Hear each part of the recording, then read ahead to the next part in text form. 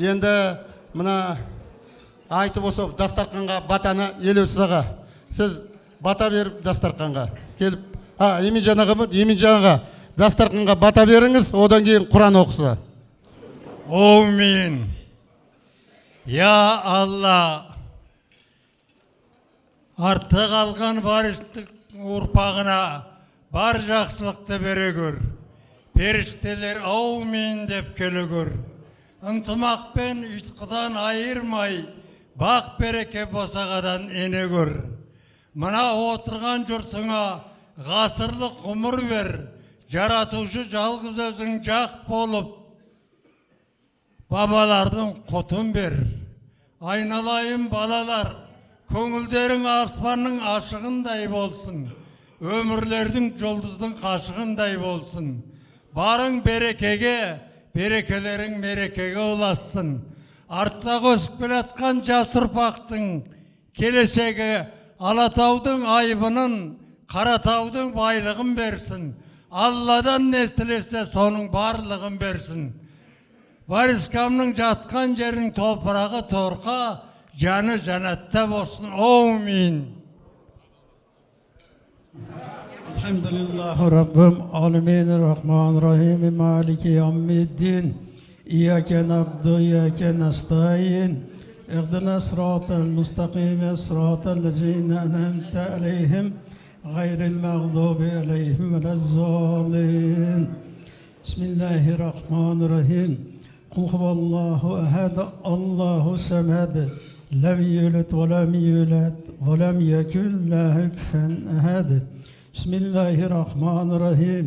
Kul huvallahu ehad, Allahu semed. Lem yulid ve lem yulad ve lem yekun lehu kufuven ehad. Bismillahirrahmanirrahim. Kul huvallahu ehad, Allahu semed. Lem yulid ve lem yulad ve lem yekun lehu kufuven ehad. Bismillahirrahmanirrahim. Kul auzu rabbil felak min şerri ma halak ve min şerrin nefasati fil ukad ve min şerrin hasidin izâ hasid. Bismillahirrahmanirrahim. Kul auzu rabbin nas malikin nas ilahin nas min şerrin hannas allazi yuvesvisun fi sudurin nas minel cinneti ven nas.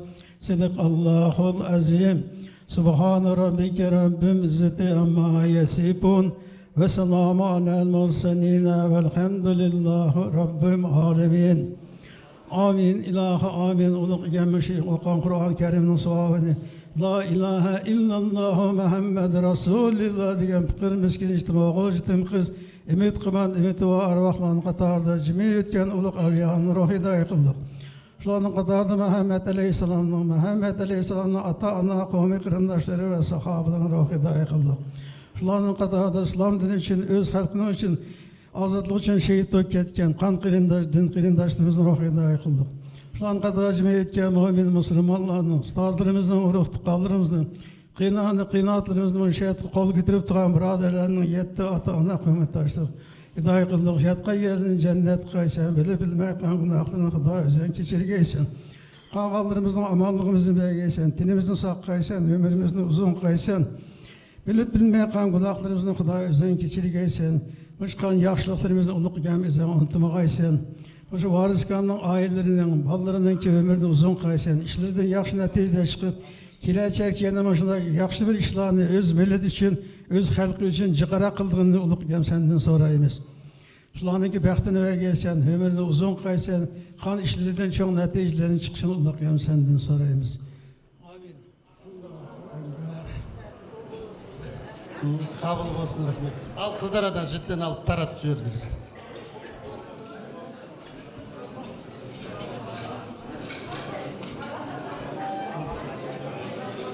Mına облыстық, Алматы облыстық ардагерлер алқасының төрағасы Ерболат ағаға бір сөз берсек. Ассалауму алейкум, құрметті ағайын. Бүгін мынау Қаратұрық ауылында өте бір керемет той. Бұл той еңбектің тойы, ардагердің тойы, үлкен азаматтың осы жерге, елімізге, жерімізге қызмет жасаған Варис ағамыздың үлкен бүгінгі 100 жылдық үлкен бір тойы болып жатыр. Бұл той сол дәуірдің өшеде отырған ардагерлердің тойы деп айтуға болады. Бірге қызмет жасап, бірге елге, жерге қызмет жасаған мүлке өшерде отырған, алды 90-нан асып, еңбек жасаған азаматтар отыр. Мінеке сол ағамыздың ұрын бұтағы, балдары, бүгін әкесіне арнайы үлкен бір ескерткіш тақта, осындай керемет бір естелік кітап, дастархан жайып, Құран бағыштап отырған жаңағы үлкен бір жай. Бұл не айтады? Бұның бәрі сол ұрпақтың әкесіне деген үлкен құрмет, ата-анасына деген құрмет, ата-бабасына деген құрмет. Мінекей осы әулеттің жақсылығы, қуанышы көп болсын. Варис ағамыздан өсіп өнген балдары мен немере шөберелері осы атасындай болған үлкен азамат болға Құдай нәсіп етсін. Ал енді құрметті ағайын, барлықтарыңызды отбасыларыңызда амандық пен қуаныш көп болсын. Әрдайыңыз Құдай денсаулық берсін. Елімізде тыныштық, еліміз аман, жұртымыз тыныш болсын. Елдің арасында ынтымақпен бірлік болсын. Бүгінгі оқылған Құран қабыл болсын. Аман есен болыңыздар. Амин, рахмет аға. Тамақ алып отырыңыздар. Құрметті ағайын туыс, осы Абдымежит Варис ағаның ұлы сол жиналып осы келіп, Варис ағаның өмір баяны туралы қысқаша документальный фильм 1 сағат 30 минуттық түсірген және 15 минуттық қысқаша өмір баянын үзінді дайындаған еді. Соны тамашалауға шақырамыз. Сахнада ал, қоса қойыңдар балалар. Оның жалпы қажырлы еңбек жолы 25 жылы 5 қыркүйекте Алматы облысы Шелек ауданы, қазіргі Еңбекшіқазақ ауданы, Байсейіт ауылының округінде қазіргі Бартағой қарасты Шарғожа, Шарбақ ауылында қызметшілер отбасында дүниеге келген. Әкесі Абдулла, анасы Мәриям хан. Варис Абдуллаевтың алғашында Шарғожада бастауыш, одан кейін Байсейіт ауылындағы 7 жылдық мектепті, соңында Шелек ауылындағы сол кездегі Киров атындағы қазақ орта мектебін тәмамдайды. 1940-1942 жылдары Шарғожадағы Кетпен колхозында хатшы болып істеген. Бір жылдан кейін әскерге шақыртылады. 1943 жылы Ұлы Отан соғысына аттанып, 368 атқыштар полкының арнайы бөлімде қызмет атқарады. Соғыстан кейін 1946 жылы Малбай ауылына көшіп барып, Ленин колхозының төрағасы Әмәт Дәрванқұловтың көмекші хатшысы болып қызмет еткен. Аталған сала бойынша кең көлемді білім алған ұйғыр жастарының ішінде алғашқы кәсіп иесі болды. 1963 жыл болса, аудандық партия кеңесінің үстінен Алматы жоғарғы партия мектебін тәмамдап, кеңес және партияның басқару лауазымында жұмыс істеуге әлеуметіне ие болады. Игерген мамандығы бойынша білімін ары қарай арттыруды көздеген жас жігіт сырттан Алматыдағы ауыл шаруашылық институтын оқуға түсіп, оның агрономдық факультетін 1967 жылы тәмамдап шығады. У еза игіліге болып мо тамака сахасы бойынша агроном болып етіліп шықты. О, мәскүр саха бойынша кәң көлемлік білім алған ұйғыр яшыларының ішіде әң дәсләпкісі болудыған. 1963 жылы болса, Нахиялік партия тәшкілатының тәклебі білән Алмута Али партия мектебені тамамлап, кеңеш вә партия рәхбәрлік лавазымларында ішләш иқтидарыға еге болып чықыды. Егілген мұтахәслігі бойынша біліміні яныму ашырышны көздеген яш жігіт сырттың Алматыдaki Еза Игілігі институтыға оқышқы түшіп, оның агрономлық факультетіні 1967 жылы муаппақиятлік тамамлап чықыды. Оның umumen besip ötken emgek yoluga qarasaq, 1950 hem 1970 жыллары Қаратұрық совхозда baş agronom, 1970 hem 71 жыллары Qoram Tamaka совхозының директоры vəzifələrini atqurğan. Mana muşu işki igilikdə Varis Abdullayev özünün həqiqi dihan balısı, salahiyetlik mütəxəssis və mahir təşkilatçı süpütüdə göstərildi. O жыллары hər işki igilikning terilğuluq meydanı yeni içilgan yerlər hesabıga kengayib yetiştirildigan ziraat türlörümü köpüydü. Neticede ular dövlətə köp miqdarda dihançılıq və çarvıçılıq məsuhatlarını tapşırdı. Hər işki igilik faqat nahiyadila emas, hatta vilayet, Cumhuriyet dairəsidimi ilg'arlar qatarıga tilga elinishga başlaydı. Bu yezlanın ijtimoiy madaniy hayoti, turg'unlarning turmush tirikchiligimi yaxshilanadi. Helikem Qoram juti Varis aka məlimizning ko'chalariga tosh to'kib asfalt qilib, tegishli yerlarga ko'rik selib, yesidagi turg'un aholisini xo'shal qilgan deydi. Qoram yesida zamonaviy yangi maktab va madaniyat uylarining g'olini qurishda talay emgek atqurdi.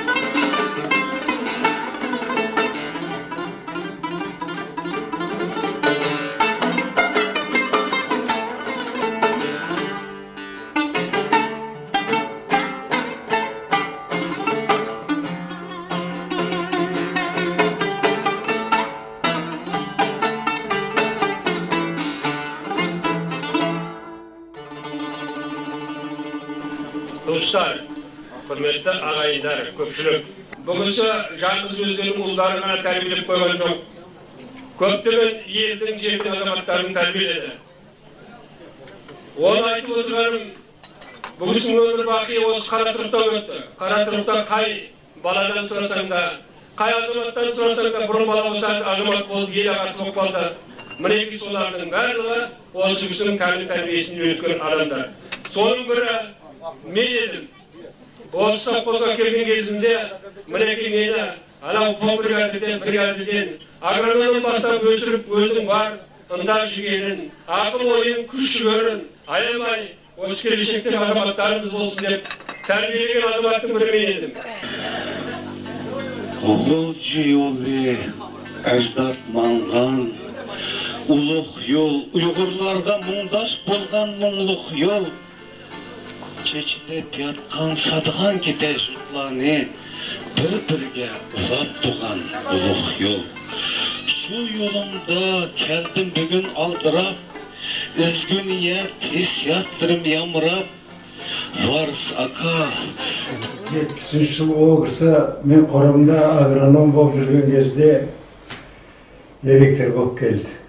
Ашым Арзевич чонжыға секретар болып келді.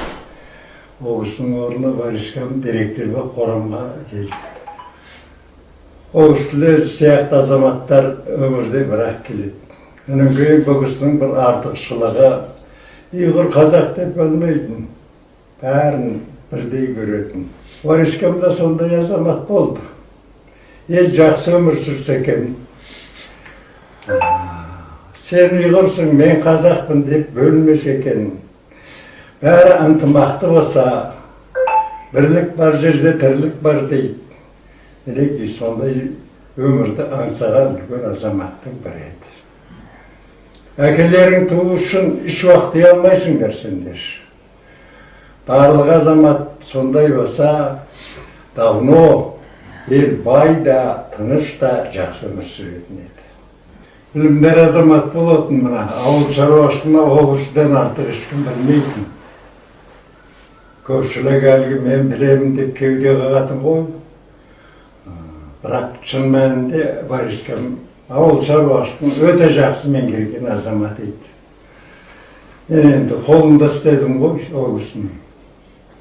Кешке жақын ол кісі волгамен шығады, мен аттан айланып келем. Екеуміз поляда кездесіп қаламыз. Қандай кәтмәндікті яқшая барышқа да қоямыз. Ол мына ауданда сельхоз управлениеде главный агроном болды. Сол кезде мен енді ол Қаражатыда мен управляющий болдым, мына қой жағын басқардым. Ал енді мына жерге парторг болып келгеннен кейін жұмыс көп қой. Араласып, содан яғы пайда болды. Мынау Қаратұрықтың ана жолындағы бүткіл ана Алматының жолының бойындағы ағаштың бәрін Бориспен саттар тіккізген. Соның кейін мына Севераттағы ненің бәрін солар тіккізген. Әйтеуір Қаратұрықтағы ұйғыр қазақтың бәрі керемет сыйлайтын оны Бористі. Жалпы Шелек ауданында сыйлайтын. Қорам бар, Шелек бар. Енді мен білетін ол ешкімге жамандық істемеген, кішкене бұлай мінез рескелі адам еді, көңіліне тура келмесе айтатын, бетін айтатын. Басқа ешқандай жамандық жоқ, ол енді ел сыйлайтын. 60 жылдан жақсап той өткізді, бәріміз бардық, үлкен жақсы той жасады. Ол еңбектің адамы ғой. Сонша жыл халықпен бірге жұмыс істеді. Ол кісінің істеген жұмысын халық біледі. Біз сияқты адам, көз көрген адамдар енді айтып отырмыз. Әрине көп адамдар о дүниеге өтіп қалды. Ал енді как раз Қаратұрыққа қойса, кейінгі жастар айтып жүреді. Қаратұрыққа қойып, Қаратұрық көшенің аты бар ма, Бористің атынан? От көшенің атын қойдыру керек тағы. Бір көшенің атын қойдырсаңдар, ана памятты қойсаңдар, ол мәңгілік есте қалады халықтың алдында.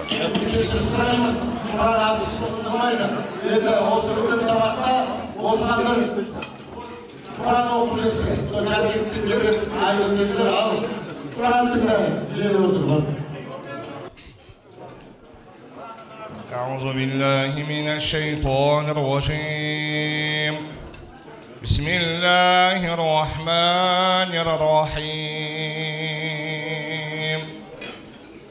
أولا يرون أنهم يفتنون في كل عام مرة أو مرتين ثم لا يتوبون ولا هم يذكرون وإذا ما أنزل سورة نظر بعضهم إلى بعض هل يراكم من أحد ثم انصرفوا صرف الله قلوبهم بأنهم قوم لا يفقهون لقد جاءكم رسول من أنفسكم عزيز عليه ما عنتم حريص عليكم بالمؤمنين رؤوف رحيم فإن تولوا فقل حسبي الله لا إله إلا هو عليه توكلت وهو رب العرش العظيم سبحان ربك رب العزة عما يصفون وسلام على المرسلين والحمد لله رب العالمين آمين. ربنا تقبل منا إنك أنت السميع العليم. ربنا ظلمنا أنفسنا وإن لم تغفر لنا وترحمنا لنكونن من الخاسرين. ربنا لا تزغ قلوبنا بعد إذ هديتنا وهب لنا من لدنك رحمة إنك أنت الوهاب. ربنا إنك جامع الناس ليوم لا ريب فيه إن الله لا يخلف الميعاد. اللهم صل على سيدنا نبينا حبيبنا نبينا محمد وعلى آله وأصحابه وأمته أجمعين. اللهم بلغ صواب ما قرأناه ونور ما تلونه إلى روح سيدنا محمد صلى الله تعالى عليه وسلم وإلى أرواح جميع إخوانه أنبياء المرسلين صلوات الله والسلام عليهم أجمعين. رب اغفر لي ولوالدي ولمن دخل بيتي مؤمنا وللمؤمنين المؤمنات ولا الظالمين إلا تبارا. اللهم صل على سيدنا نبينا محمد وعلى آل نبينا محمد وسلم. Uluh Rabbimiz Allahu Teala bugün günde müşehir vatan tasarrufanın hayırlı ihsanlarını kabul eyleyese. Amin dep turgan barcha ushbu qiyadlaşmış cemaatdan dua tilekini kabul eyleyese. Dünyada ötketken merhum başı jonlarımızın hayatı dünyada bilip bilmeyen günahını bolsa kechirgese. Yatkan kabrini yumşak kılıp, muşu okuyan uluh Kur'an'ı ve kabrini nurlandırgese. Ve sallallahu ala nebine habibine nebine Muhammed ve ala alihi ve ashabihi ecma'in. وارحمنا معهم واحشرنا معهم برحمتك يا أرحم الراحمين. الله أكبر. Rahman Rahim. Бүгінгі атамыздың 100 жылдығы құтты болсын. Бүгінгі оқытылып жатқан Құран қабыл болсын. Атамыздың өмірі, ерлігі бүкіл елге өнеге.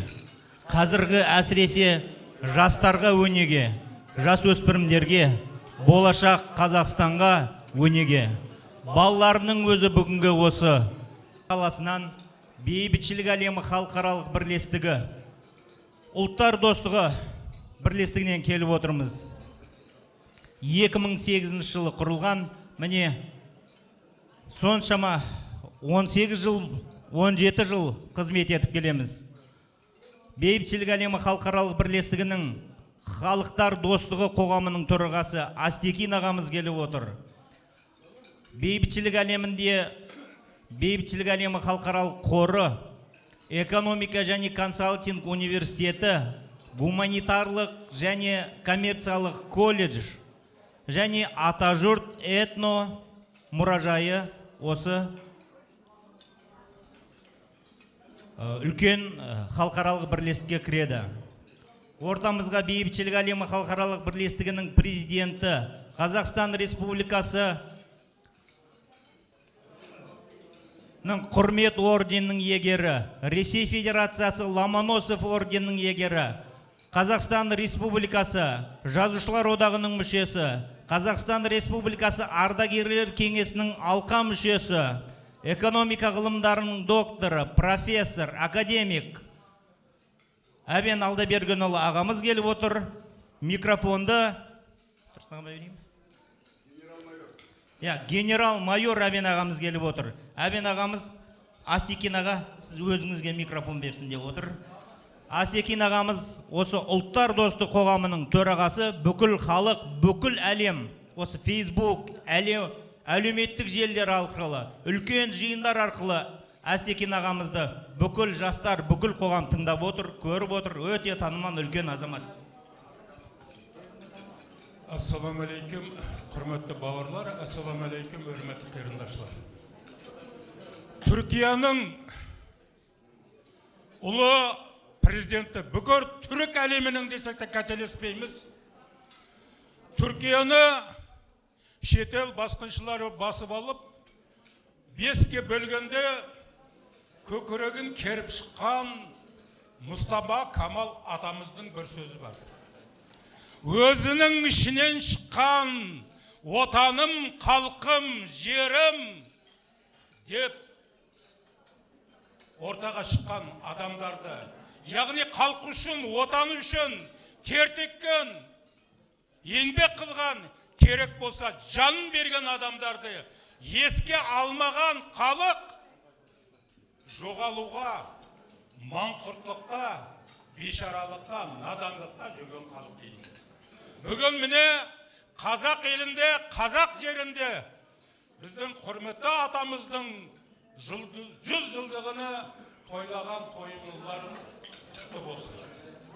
Анау Қытай қорғанынан бастап Еуропаның Балкан тауларына дейін ұлан байтақ кең далада арғымақтарының тұяқтарынан от шашыратып, дүние мәдениетте керемет үлес қосқан, дүниені таңғалдырған, дүниеге керемет жаңалық жаратқан, тілі бір, діні бір, тарихы бір, мәдениеті бір, қуанышы бір, қайғысы бір, досы бір, дұшпаны бір. Бүкіл түркі халықтары, оның ішінде қазақ ұйғыр достығы мәңгі жасасын демекшімін.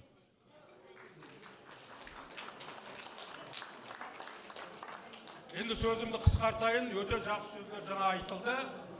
Бізде ұйғырда керемет сөз бар. Өзінің яқшы адамдарына біз әр уақыт естіші керек. Бізде қандақ адамдар болған, қандақ атыларымыз болған, қандақ ақыларымыз болған, біз алдыдан тоғыр өтшіге әймен әттік. Ашыла арқылық бір халықны дүнияға тонтыдыған шо милләттің баламашындақ варса ақымыз қошашық ақыларымыз, зиялыларымыз, алымlarımız, sporçularımız ve başkalar arkalık biz dünya sahnesinden orun alımız. Mana maşındaq adamlar bilen öz vaxtida bilib otağan, muңdaşkan, sırdaşkan adamlarımız en korkunçluğu azlap ketip bardı. Bir ata-ananın kimligini bilmekçi bolsan, şu ata-ananın terbiyeligen balları qara adaydı. Mana bugün şu varis akımızın 4 oğulunu ben köydüm. Özünün atısını beşini kötürüp bütün halkımızga tontup atıdı. Mana şundaq çırайлық дәстіқалан еп атыды. Бүгін етілған қазақ қайрындашларының яқшы тіләклері, өзіміздің яқшы тіләклері машы атымызға арналған. Майдын, мен сенің ұзын жылладың тонымын, сенің қылатқан ішлерің, милләтке, халқыңға, мен сенің өмірің, ақылырыңдағы. Бүгінгі дадамларының тойы мүбәрәк olsun. Әмімізге, үйімізге бірлік, ынтымақ, болып mu Қазақстandaki бүкіл халықларға, onun içindeki Türkiye халықларға, onun içindeki Uygur, Қазақ халықтыға dostluk, ынтымақ тілеймін. Біздің geografiyалық орнымыз өте күрделі, geografiyалық орнымыз. Сондықтан бізге ынтымақ, тыныштық керек, бірлік керек. Тағы бір рет Uygur, Қазақ достығы мәңгі жасасын. Бүгінгі міне осы той соның дәлелі. Аман болайық. Үйлеріңізге береке, дастархандарыңыз мол болсын. Рахмет аға, айтқаныңыз келсін. Абдулжан Бараев деген кісі. Аға.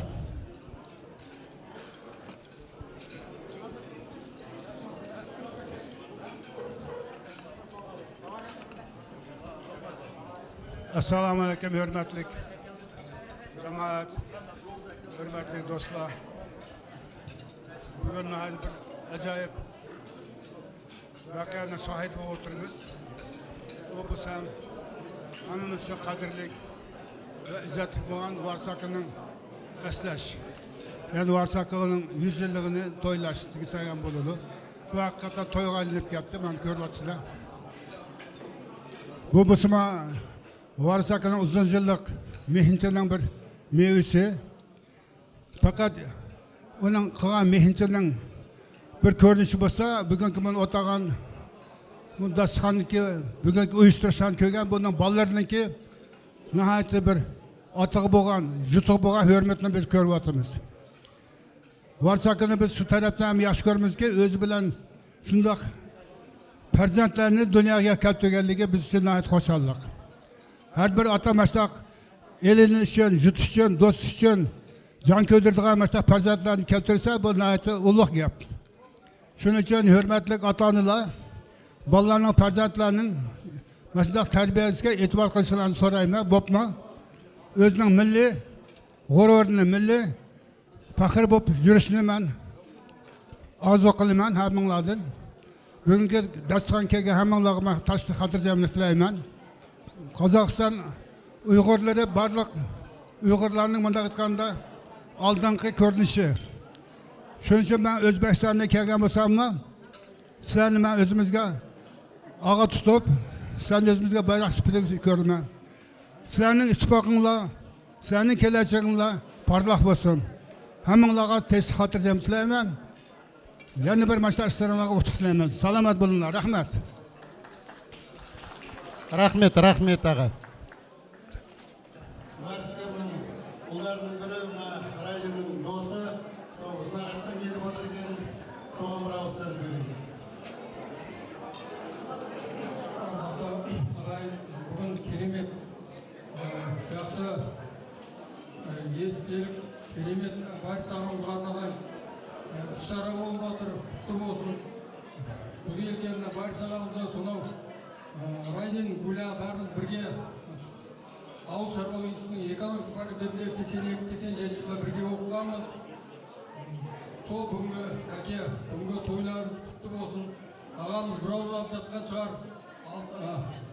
Алдыңнан артың биік болсын дейді. Арқашан арт жақтағында Абдымажит аға өздеріңіз бастаған сіздерге жақсылық тілейміз. Сонау 40 жылдан астам болса біздің әкелеріміз сонау 68-63 жылдардан бірге оқыған екен. Сонау ол кезде совхоз, колхоз директорларын арнайы оқытады екен. Жаңа Елеусіз ағамыз да, Ерболат ағаларымыз да жақсы ниеттерін, тілектерін айтып кетті. Сол менің Варис ағамен бірге, менің көкем екеуі сонау 62-63 жылдары выпуск руководящих кадров совхозов, колхозов Алматинской области дейді. Міне сол кезде бірге оқыған суретін арнайы осы әулетке табыстағым келіп отыр. Мына жерде мен Нуров Дәутөз деген менің көкем болса, міне мына жерде Абдуллаев Варис ағамыздың суреті тұр. Соны мына Райден өзіңізге табыс етеміз, сіздердің әулеттеріңізге жоғысты болсын, әрқашан осындай жақсылық, мереке болсын, ауыртпашылыққа болайық. Рахмет, тойға боласын. Айтқаның келсін, біз мына жерде мұражай ашқан болатымыз, осы аға туралы естелік бірге оққан, сол жерге қойылып, сол жерде келешек ұрпаққа беріліп отырады. Әкелері бірге высший партшколында оққан. Варискамен бірге осы Меваген көкесі бірге оққан. Сон жалғасы екеу достығын жарастырып отыр екен.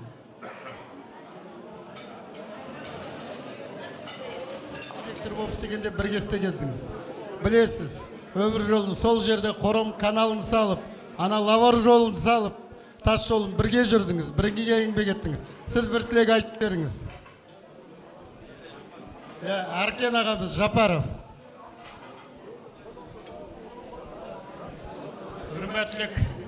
Hürmetlik dostlar, жырақ екінді кеген. Варискамның 100 жылдық юбилей кеген ұлағым, мен интайын қошалмен. Әнді менің ешім 90 кеп қалды. Варискам болса, менің 10 яш çoğunды. Біз 20-ші әсірінің 50-ші жылының айғы 60-ші жыллардың 5-іда тонышып, білі қошал қорым қойық арылышып кеген. Şunun için Variskамға менің тілайдығыным. O adam 100 жылы бір келдіған инсанлығының бірі. Ады Дихан. Мен bize meyran қалыма Қорамға директор болып сайланды. Şadım bir işkisini etip berey. Әнді вақыт қысқа. Şunun için Variskam келгенде бірінші Қорамға келіп, Қорамның ері патқақтықе. Bu Malvay, Baysейт, Қарторқы оқшымайды. Yollağı kelip, birinci yollarını tekşirip, körük yasaşıya kirişti. Mevze mehren kalimende bu adamın işçanlığa, bayka insanperverliğe heren kaldım da. Rezenki ötükünü putağı kiyip, koça arlap, körüklerini saldı. Yollarını tüzüdü. Yüzlüğün, mınlığın köçe tıktık. Üzüm sarlık. Onun deken 100 hektardan oşkiyaga alma tikti. Mana şu mögülerin biz uzun yıllar boyu şu mögünü yedik. Şu Variskam tikpegen yağaçlarının sayısı otadık. Kıymetli kadirden dostlar. Endi mening de çoğun bir yerde yoktu dep oylayma. Şunun için Variskam dünyaya bir kelgen adam. Bunu adli Dihan desem mi buludu? Şu kuruştan keyinki agronomlarının en çoğunu dep bizem hesaplayman da. Ben barıp sistemse köp yıllar şildim. Bırak da Variskamga okşaş, işlemçan, tirişçan, insanperverlik, adaletlik adamını ben birinci kedim gördüm. Şunun için ben adamga baş egimen. Şu vaxtlarda ardışıp жүріп, ömrünün ahırı kelgiçe Variskam bilen birleşirdim. Kögende erkin fuka qandaq ahvalın, Senin tazımı, balların kandak dep salıp. Ben mi soraydım, aka işlerini varlığını anlavatma. Emkakçı Kazaklığa yasa emez, Almatı obus emez, Respublika bildi senin dansını aka. Yaşa aka, ömrün uzak olsun dep dilaydıgan. Şunun için bugün Abdülmecit şunç halkını Almatı obus emez, başka respublikalardan kelgen, Özbekistan'dan, Kırgızistan'dan, ya da bizden Almatı obusunun bir neçe obuslardan kelgen memurlar oturdu. Şulağa ben rahmet etmem. Nimişke bu Varskam'ın abroyu, Varskam'ın dünya bildi. Şunun için ben endi Abdülmecit ballarga, avlatga ming bir rahmet. Hiç kimnin koldan kelmeydi bunda kündü kıldıgan. Endi Allah Teala Abdülmecit'e şunçılık ruh verip, atısını hürmetlep, 100 yıllık yubileyini ötküzüp attığını, eskertiş ornutun, man kelip, aka ben erkes eskertiş ornutun, ben dedim, ornatıkam, kolumda keldi, ornat, dünya bildi, dedim, ornattım, aka dep geldi, bir işki kurguru. Şunun için, Abdülmecit, sana ming bir rahmet, ballarının kızığını ki, bütün avlatlığa ülge senin kızının, gelecek avlatlığa ülge. Şunun için, bu avlatlığa ben başlayayım ben. Şunun için benim tilaydığım var. Varskamның işidim mi, öddadığın işidim mi? Yüzge kelgen, avlattın, sen ülgü oldun kivatının avlatlığa. Şunun için baya Sultan Gazip'nin etken sözü var. Bu dünya halklarına ülgü diyen söz. Şunun için Abdülmecit, avlatınga, ballarınga ben başlayayım ben. Endi Varskam'ın yatkan yeri yumuşak. Gene cennetli olsun, imanı dost olsun. Bu dünyada kalan onun komu kelindaşları, dostları aman olsun. Endi tilaydığım şu. Endi ahirde benim tilaydığım halkımız aman olsun, yurtımız aman olsun, memleketimiz aman olsun, birliğimiz aman olsun. Allah Kazakistan deyim ben. Rahmet ağa. Endi bir söz kep ayıp etpеңіздер. Варискаммен бірге жүрген, артынан ерген, қазір жасы 95-те, жасын айтпайды. Сайдыламаға бір тілегіңізді айтып жеріңіз, жастарға бір айтып. 100 жасаңыз.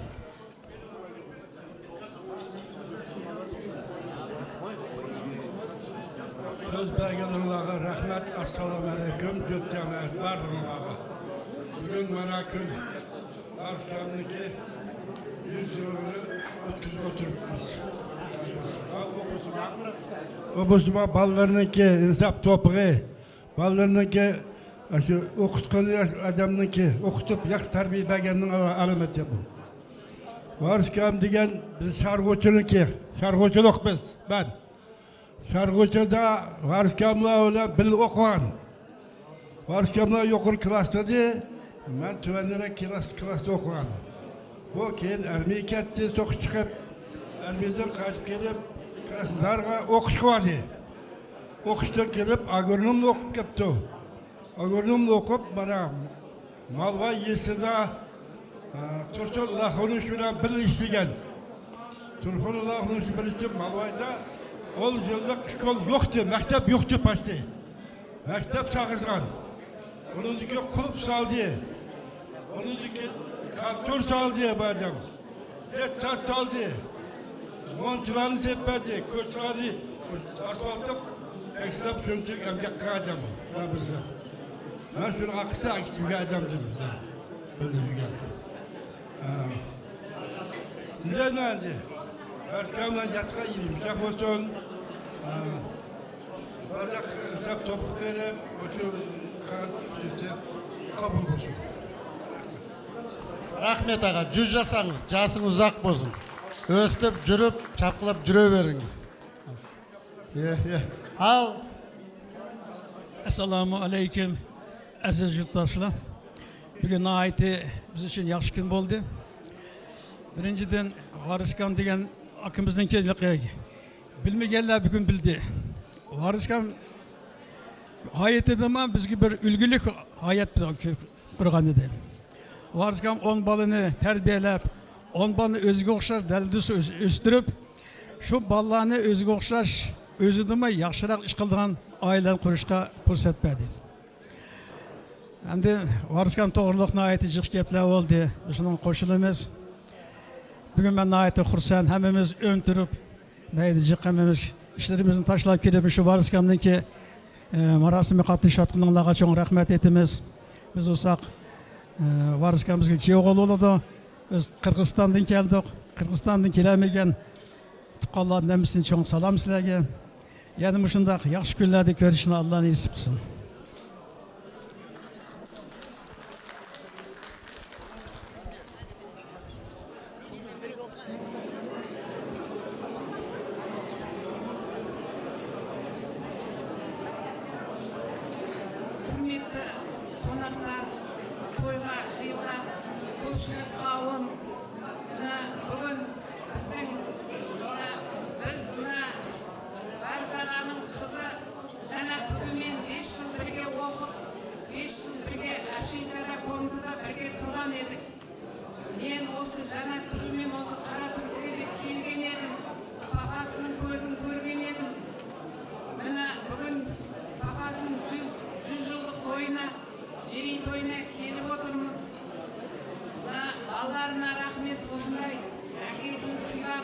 Осындай той өткізіп, көпшілікті жинап, жасаратқандарына, игі істеріне рахмет.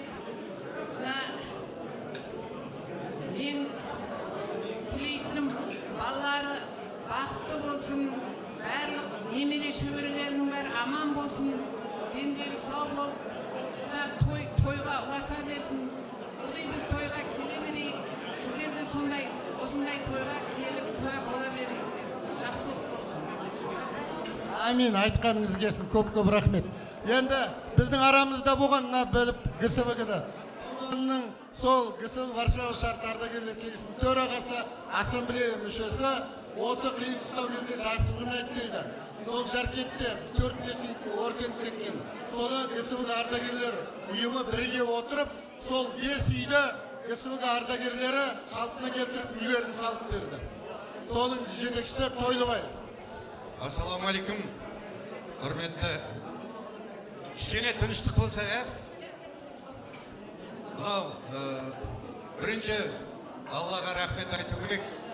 Неге десеңіз, барлығымыздың басымызды бүгін Маризаға арқылы бір дастарханға жинап отыр.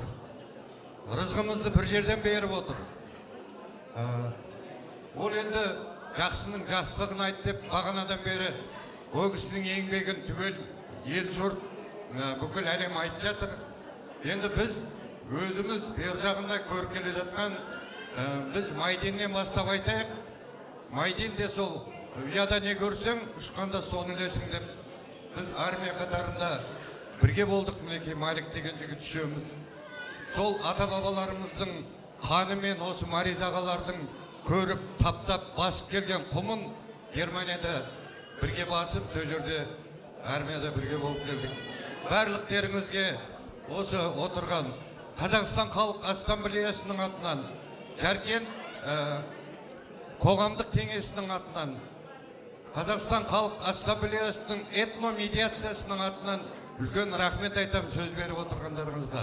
Барлықтеріңіздің отбасыларыңызға амандық, дендеріңізге саулық тілеймін. Кім қайдан алыстан келді, өз отандарыңызға, өз үйлеріңізге, аман есен жетулеріңізге Алла нәсіп етсін. Бай, қуатты болыңыздар. Мұна артындағы ұрпақтарына Маризағаның тек қана жақсылық тілеймін. Оттың ішінен, оқтың ішінен келген бауырларымыз бар осында мінекей. Оларға да өмірдің бар жақсылығын тілейміз. Анау Астанадан біздің төрағамыз келіп отыр. Бақыт Асланов ағамыз келіп отыр.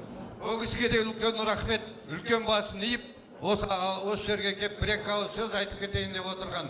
Барлықтеріңізге рахмет. Ой, рахмет, жақсылық болсын. Енді осы Варискамның ұлдарының атынан осы жерде Абдымежит бір сөз алса, Абдымежитке сөз берсек. 1 минут тыныштық. Ассаламу алейкум, я бір кетем. Дадымыздың балалары жоқ қой, біз 10 бала. Şu 10 баланы жығып алайчы бірінші кетім, ә? Тәне, мәкеңлара.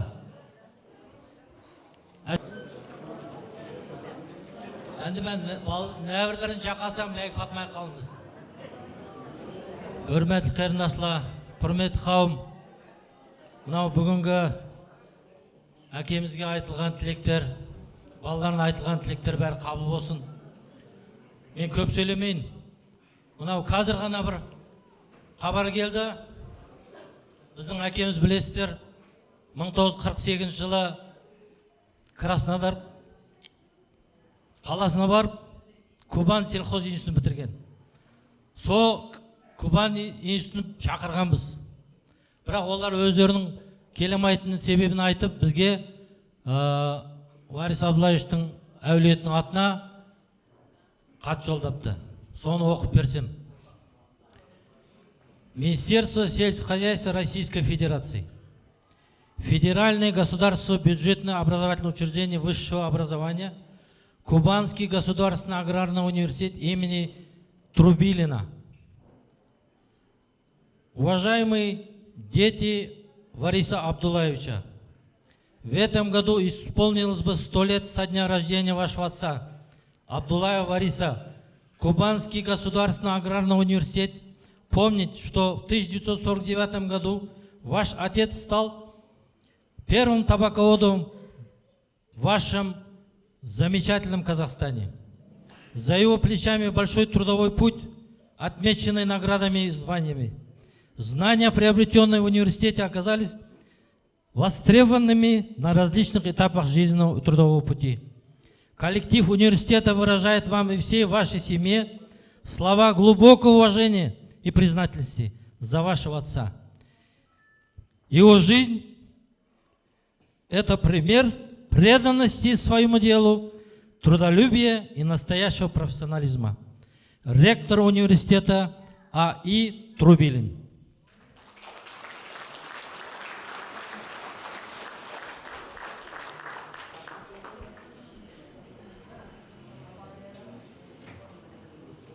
Ал енді құрметті қауым, біз осы балалары бүгінгі осы тойға атсалысқан ағаларға шапан кигізейік деп отырмыз. Және әжелерімізде орамал тағайын деп отырмыз. Енді осы бастың басында тұрған біздің Елеусіз аға, Сұлтанғазиев. Аға, сізге үлкен рахмет. Дүз жасаңыз.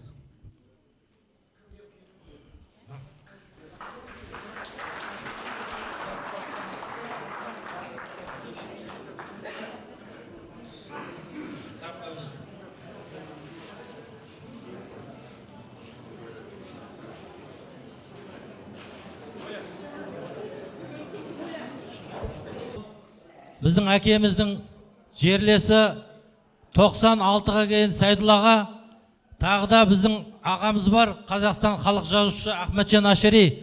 Сол кісілерге шабан жабар. Рахмет. Ахметжан ағаны Ашериді осы мейрамға шақырғанбыз, бірақ не себептен келгенін білмейміз. Енді көргендеріңіз мына Қазақстан жазушылар одағына отырып келіп отырғанда үлкен сәлем айтыңыздар бізден, Абдуллаевтар әулетінен. Мынау әкемізбен бірге жұмыс істеген, Етізлада бірге қайнап пішілген, ой, мен кәтмәлік деген біздің Айымбек аға отырды. Дауытқұлов Айымбек ағаға бір шапан.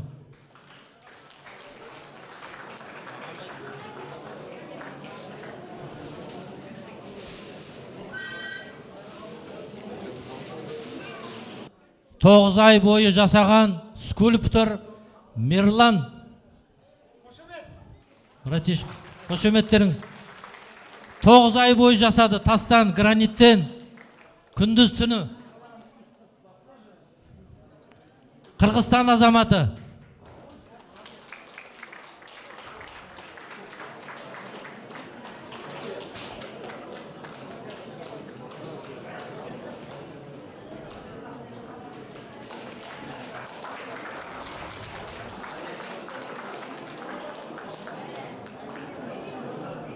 Әнді біз өте жұқыры сыйлайылған Өзбекстан диярдан келген ғылым пәнлердің докторы, профессор Абдылжан ака Бараев өз вақтыда еші кичік босыма дадам білән ілпәтлішіп мәшірап ойнаған акымыз. Абдылжан Бараев акымызға бір чапан.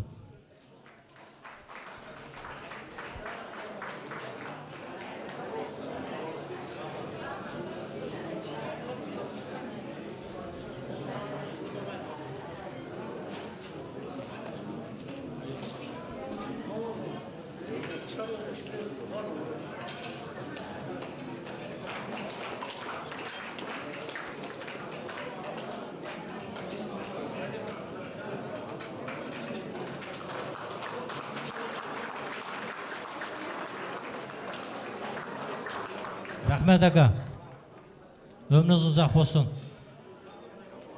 Әнде мұшы дадамның юбилейға көпләп журналистла гезит бәтлерді нұрғолға мақаллан язды. Шуның ішінде дәсләпке язған бізнеке, Челәк нахиясынеке, Челәк өңірінің даңы шыққан поэтесі деп қоймыз Ташыгүл Изияроваға бір чапан.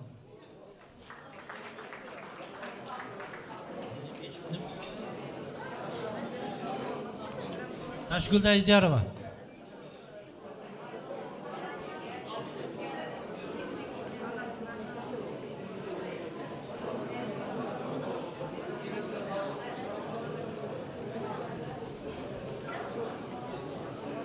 Yolunu жырақ демей, Қырғызстанды кеп отаған бізнеке анымыздың інлері, Нұрбе анымыздың інлері, Хажымұрат ака, Әнуар ака, әйеліма Нилүфәр кеп отырды. Анымыздың бүгін әсләп қойайлы. Анымыздың өзі үш мүсін. Хажымұрат ака, Хашимовқа бір чапан.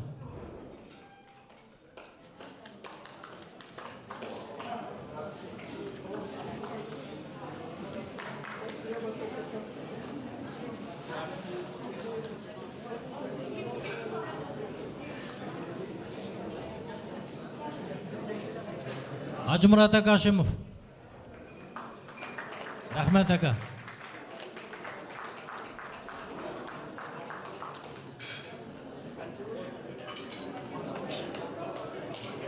Қорам жұтыдың келген бізнеке Абдаш Такамдың жан ағинісі біліп оқыған сыныпты ше дадам тоғырлық өз вақтыда баллады yazған. Абликим ака бам кен, Абликим ака бір чапан.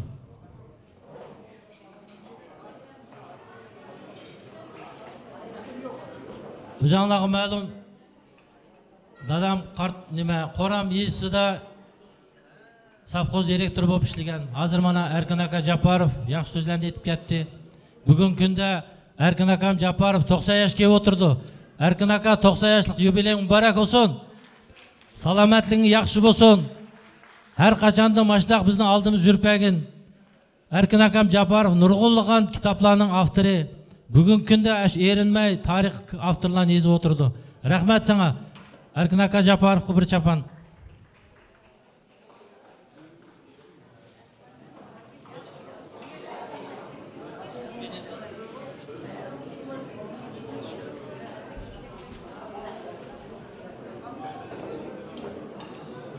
Азыр ұзатақ программысы документальный фильм ішлеген еді. Бүгінгі 100 жылыққа бізнеке режиссер Субхидин Мансуров яркетлік ағынымыз өзі 6 ай бойы мұш фильмді ішлеп шықты. Шо Субхидин Мансуровқа бір чапан. Субхидин бүгін ағырып қапты, бірақта Субхидиннің оғлы мәшәке отырды, мана шүріп атыды бүгінгі мәрекені. Даданыке Құдайым яқшылығыны бәсін, саламәтлігіні бәсін, ағырымысын, кегізіп қойыңла, дадысының орнығы ештен болмайды. Зухридин.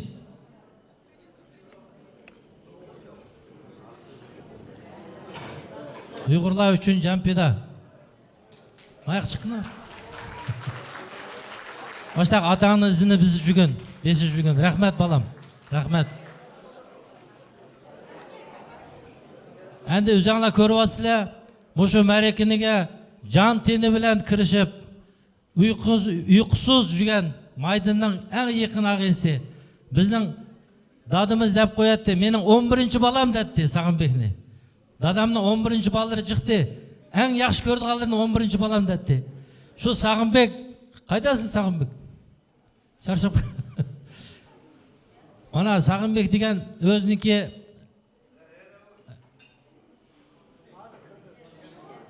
өзінің ақылы білән бүгін мана жаңа көдіңла қазақ өйлерін тікізіп, әшінің балларын әкіліп, көргәз білән көстіп, көпчілікке еңіліқланы нұрғын әківатқан әші бізніңке яш оқушыларының тәрбие ұстазы Сағынбек Бекқожа біздің нахияда 14 мәктәпке директор болған. Бұл Сағынбек балымыздың Сағынбек ағайынымыздың қыған әмгеге өте чоң, өте жұқыры. Міне, еңбектеп, күндіз-түміз біздің қасымызда жүрген. Осындай азаматтардың арқасында осындай мереке той болып жатыр. Алыстағы туысқаннан жақын көрсің жақсы демекші. Ал міне, дұлқа басып. Рахмет, дүз жаса бауырым. Қыны әнде бізнеке әділәдің намыдан бір сөзләп қойсын. Я бұл чоң акам сөзләп қойсын. Қайсыңла сөзләйсілер, мәрхамет. Ассаламу алейкум. Мұшы бүгінгі біздің атымыздың 100 жылдық мәрекесі кеп отырған мейманлар. Хаммаларға мұшы Абдуллаевла әвлатыден мың бір рахмет етіміз алтындәк вақтыңлан елеп біз білән біздің қошалығымызға мұша бөлішіп отырған оларға. Хаммаларға тән саламетлік, көп ұзақ өмір, һәм яқшылар сілер қонсын. Әнді біздің атымыз немдейміз, шындақ күйімчан, бізді әмімізді маштақ тәрбейлеп, мұшкілер еткізді. Шыныңға мұшу мәрекені өткізген қиырындашларым Абдымеджет, Райден, Майден, Нахайты әмгекләні қылды. Шылағымы көп рахмет етімен, шылағымы айлымы бәқіт тілеймен. Әм мұшу Варис тойханысы ішлеп атқан қызларымызға, мұшу дәстіханымызға тамақлан ей отқан әші поғыр қызларымызға ашқандыке. Әмісіге мың бір рахмет етіміз. Маштақ тойла ұл шевесін. Рахмет әміңлаға.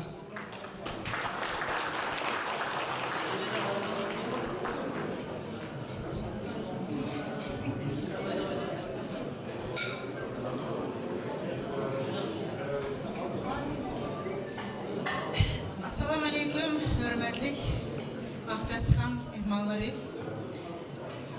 Біріншіден әміңлаға вақтыңланы бөліп, біздің дадымызды hürmetlеп, кәйніңлаға, әміңлаға көптен көп рахмет етіміз.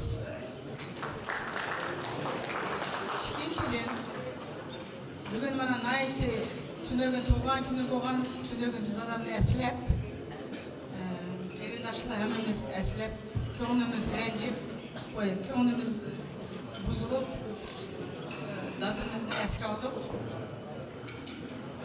Бүгін мана әміміз шынақ чырайлық әнді сіләққанларда әсіләкен, біздің лично менің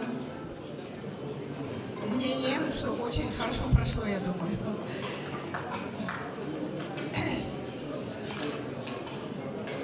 Үшіншіден, мен баланың арсыдың қапылмай даймен, мен Абдымеджетқа көп рахмет етімін.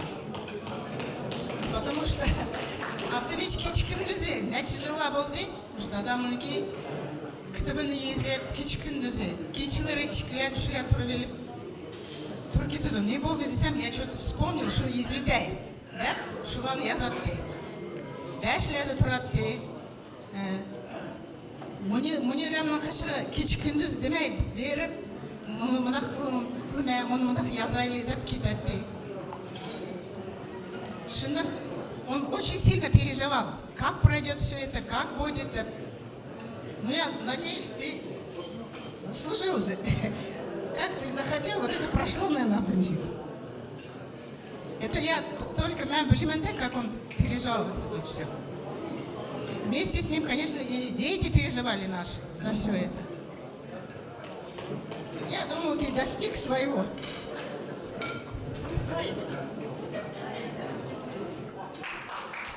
Рахмет, Амала.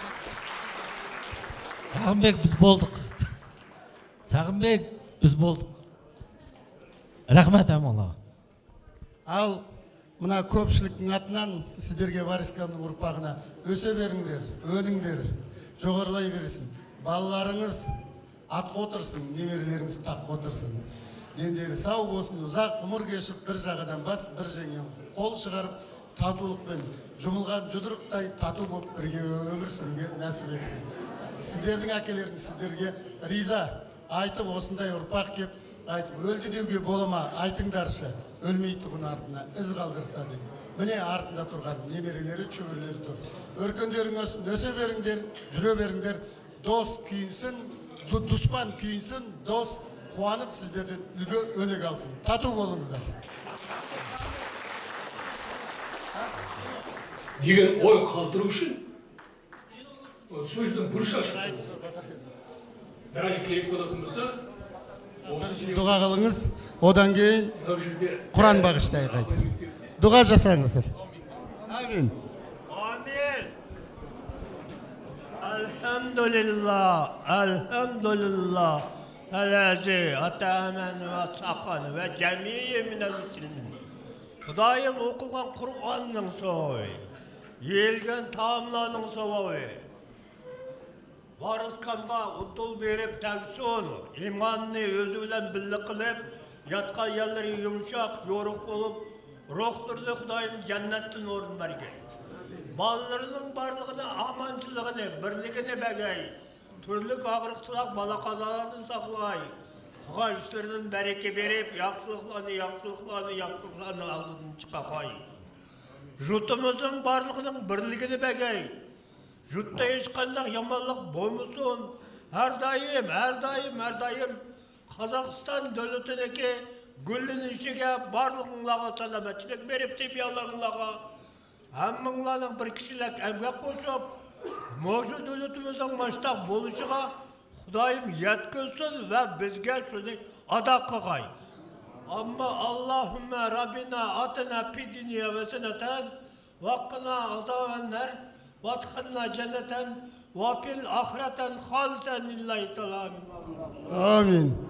Мына Варискамның документальный киносын Фейсбукке, Инстаграмға саламыз, содан алып көрсеңіздер болады.